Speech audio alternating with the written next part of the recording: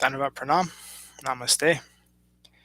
All glories to Om Vishnupad Srila Bhakti Nirmala Acharya Maharaj Ki Jai.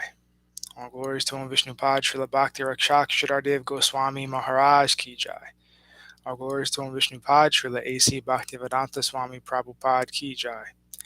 All glories to Śrīmad-Bhāgavatam Ki Jai. Om Namo Bhagavate Vasudevaya.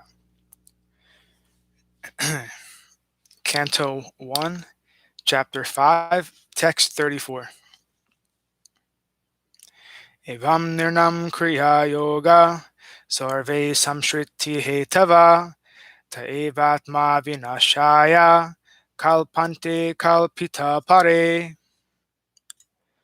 Thus, when all a man's activities are dedicated to the service of the Lord, those very activities which caused his perpetual bondage become the destroyer of the tree of work. Purport. Fruitive work, which has perpetually engaged the living being, is compared to the banyan tree in the Bhagavad Gita, for it is certainly very deeply rooted. As long as the propensity for enjoying the fruit of work is there, one has to continue the transmigration of the soul from one body or place to another. According to one's nature of work, the propensity for enjoyment may be turned into the desire for serving the mission of the Lord. By doing so, one's activity is changed into karma yoga, or the way by which one can attain spiritual perfection while engaging in the work for which he has a natural tendency. Here, the word Atma indicates the categories of all fruitive work. The conclusion is that when the result of all fruitive and other work is dovetailed with the service of the Lord, it will cease to generate further karma and will gradually develop into transcendental devotional service, which will not only cut off completely the root of the banyan tree of work, but will also carry the performer to the lotus feet of the Lord. The summary is that one has to first of all seek the association of pure devotees, who not only are learned in the Vedanta, but are self-realized souls and unalloyed devotees of Lord Sri Krishna, the personality of Godhead. In that association, the neophyte devotees must render loving service physically and mentally without reservation. This service attitude will induce the great souls to be more favorable in bestowing their mercy, which injects the neophyte with all transcendental qualities of the pure devotees. Gradually, this is developed into a strong attachment to hearing the transcendental pastimes of the Lord, which makes him able to catch up the constitutional position of the gross and subtle bodies, and beyond them the knowledge of the pure soul and his eternal relation with the Supreme Soul, the personality of Godhead.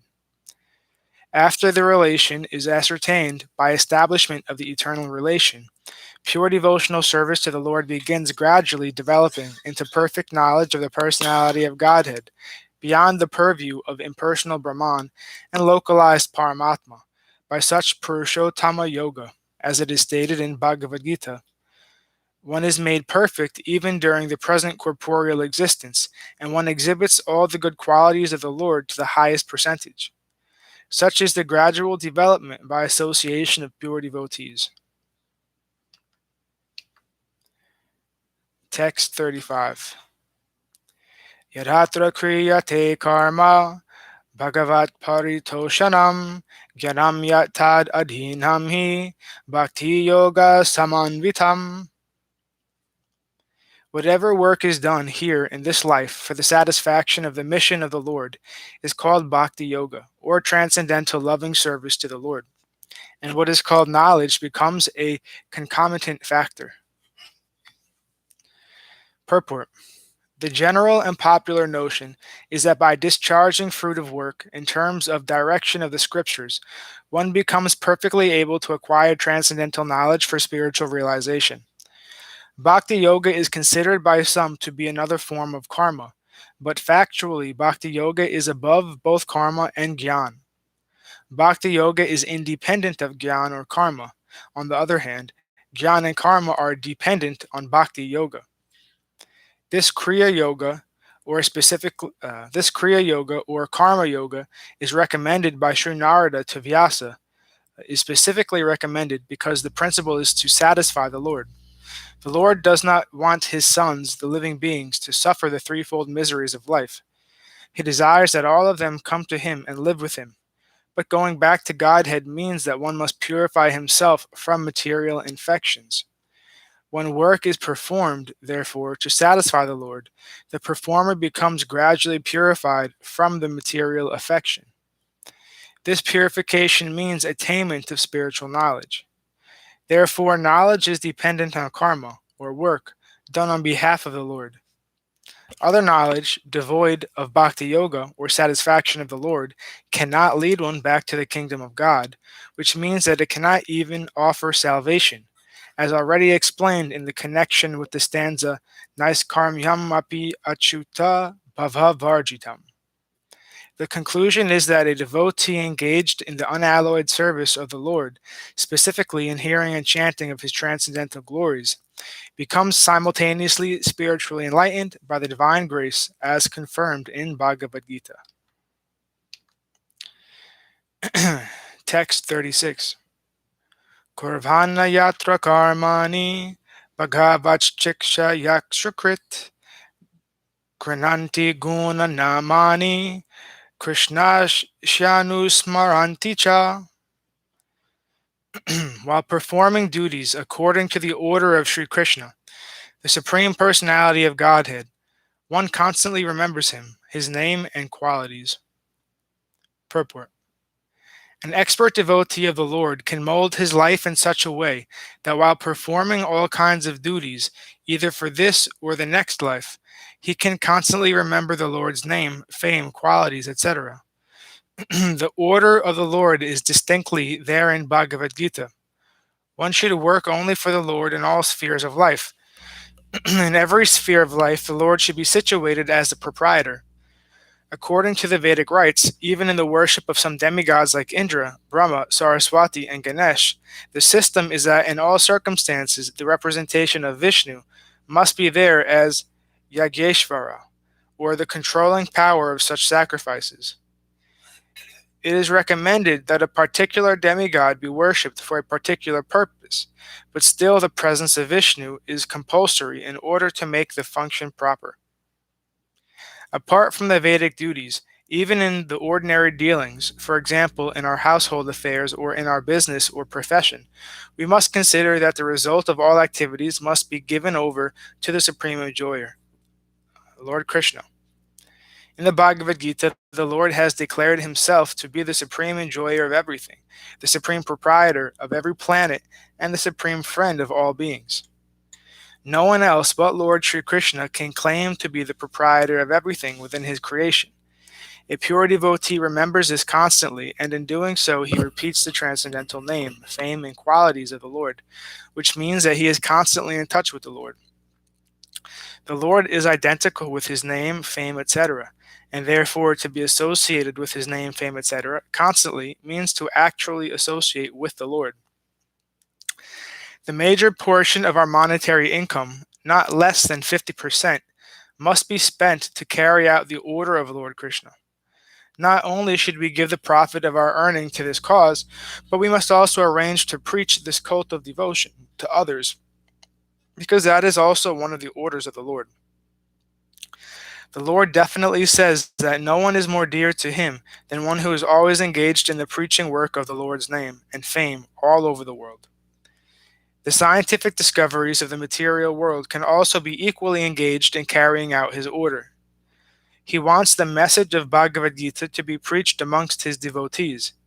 It may not be so done amongst those who have no credit of austerities, charity, education, etc. Therefore, the attempt must go on to convert unwilling men to become his devotees.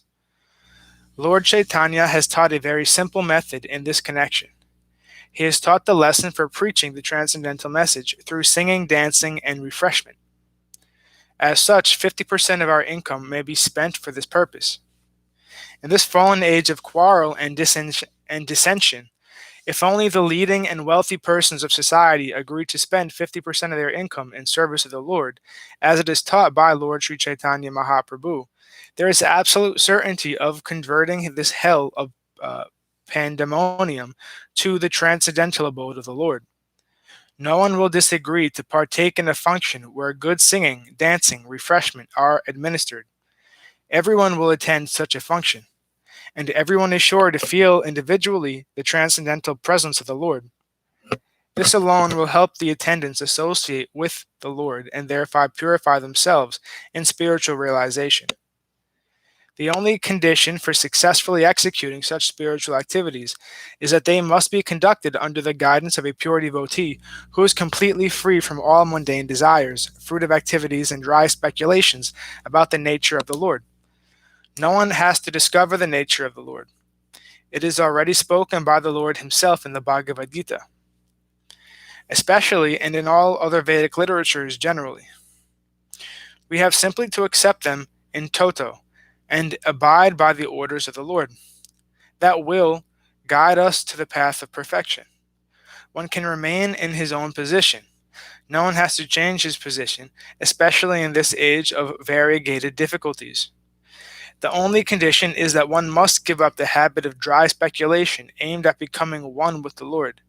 And after giving up such a lofty, puffed up vanity, one may become submissively receptive to the orders of the Lord in the Bhagavad Gita or Bhagavatam from the lips of a bona fide devotee whose qualification is mentioned above. That will make everything successful without a doubt. Text 37. Om Namo Bhagavate Tubhyam Vasudevaya Dhimahi Pradyumnaya Nirudhya Namha Sankarshanaya Cha. Let us all chant the glories of Vasudeva, along with his plenary expansions Pradyumna, Aniruddha, and Sankarshana. Purport. According to Pancharatra, Narayana is the primeval cause of all expansions of Godhead. These are Vasudeva, Sankarshana, Pradyumna, and Aniruddha.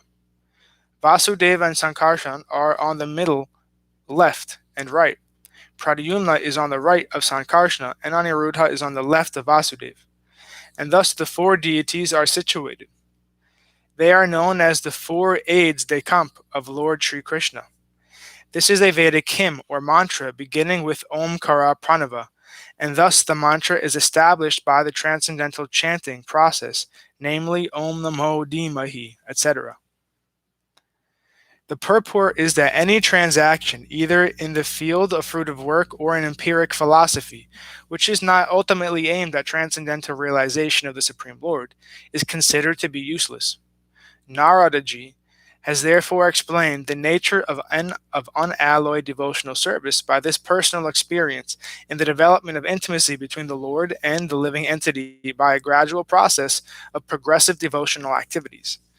Such a progressive march of transcendental devotion for the Lord culminates in the attainment of loving service of the Lord, which is called prema, in different transcendental variegatedness called rasas or tastes. Such devotional service is also executed in mixed forms, namely mixed with fruitive work or empiric philosophical speculations. Now the question which was raised by the great rishis headed by Sanaka regarding the confidential part of Suta's achievement through the spiritual master is explained herein by the chanting of this hymn consisting of 33 letters. And this mantra is addressed to the four deities, or the Lord with his plenary expansions. The central figure is Lord Sri Krishna because the plenary portions are his side aides de camp. The most confidential part of the instruction is that one should always chant and remember the glories of Lord Sri Krishna, the Supreme Personality of Godhead, along with his different plenary portions, explained as Vasudeva, Sankarshana, Pradyumna, and Aniruddha. These expansions are the original deities for all other truths, namely either Vishnu Tattva or Shakti Tattva. Text 38. Iti mortyadhi bidhanena mantra mortim amortikam yajhate yagya purusham sasam yagdarshana puman. Thus he is the actual seer who worships in the form of transcendental sound representation, the Supreme Personality of Godhead, Vishnu, who has no material form. Purport. Our present senses are all made of material elements, and therefore they are imperfect in realizing the transcendental form of Lord Vishnu. He is therefore worshipped by sound representation via the transcendental method of chanting. Anything which is beyond the scope of experience by our imperfect senses can be realized fully by the sound representation. A person transmitting sound from a far distant place can be factually experienced. If this is materially possible, why not spiritually? The experience is not a vague impersonal experience. It is actually an experience of the transcendental personality of Godhead, who possesses the pure form of eternity, bliss, and knowledge. In the Amaroksha Sanskrit dictionary, the word morti carries import in twofold meanings, namely form and difficulty. Therefore, amortikam is explained by Acharya Sri Vishwanath Chakravarti Thakur as meaning without difficulty.